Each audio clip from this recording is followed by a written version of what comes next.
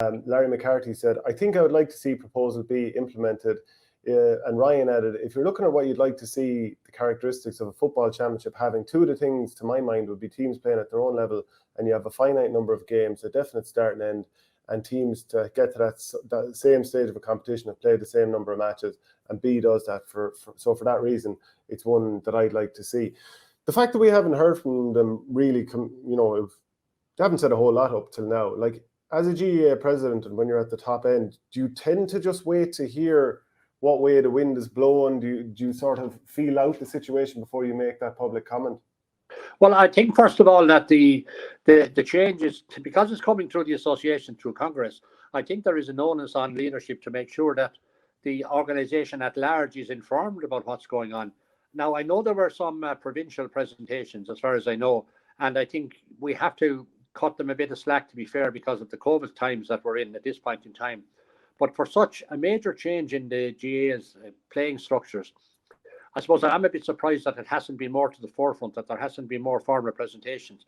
And much of what has been talked about in it has been driven through the media. And I mean, we're all in the media in some way or another, some viewed much larger extent than I would be. But nevertheless, a lot of the agenda has been driven through the media.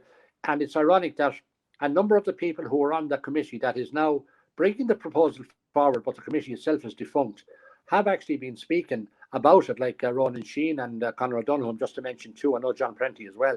Now, they've been expressing various opinions. So it's been very unusual in terms of a major motion, the way it is coming to be to the floor of Congress, having had a rather strange way of being presented, to be quite honest about it.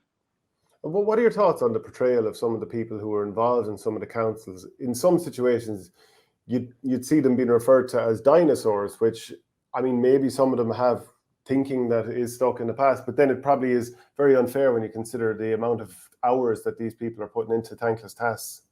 It's grossly unfair, because, Shane, what has not happened with this discussion as well, when the whole discussion of the football championships and the restructuring, there has been no debate whatsoever parallel with it, which I believe should have happened.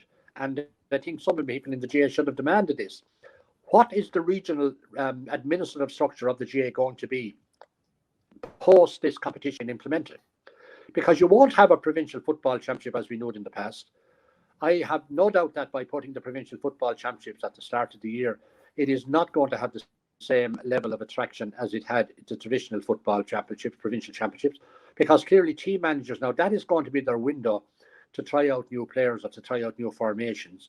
So the winning of the provincial championship for some teams will be secondary to preparing for the upcoming league, which is the forerunner of the Sam Maguire Championship. So I think counties will think differently. So what's going to happen to the provincial councils? Because the provincial councils will get the income from the provincial championships.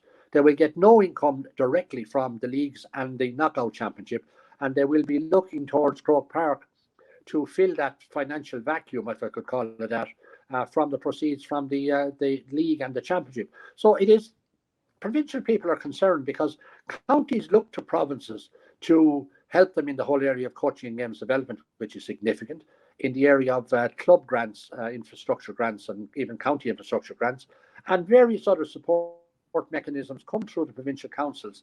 So I think that their role has not been adequately considered and addressed in all of this. But having said all of that, we have to accept, I would accept anyway, that provincial championships in football have run aground, as it were, that there are clearly issues there that we can see. Yes, Ulster might point that they have a vibrant championship, and to a fair extent they have. But that saying we've all used during COVID, we're all in this together, that has to apply in the context of the GAA and its championships also. So the difficulty with Proposal B, as I see it, while I would be a reluctant supporter or a doubtful supporter, but I would support it, is that there are inherent flaws and unfairnesses in it. But it's the start of a journey, and it will take some time to get the journey to fruition, because it will involve some further changes along the way.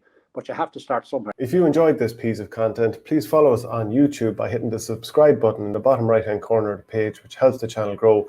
And if you want audio podcasts, go to patreon.com/ourgame.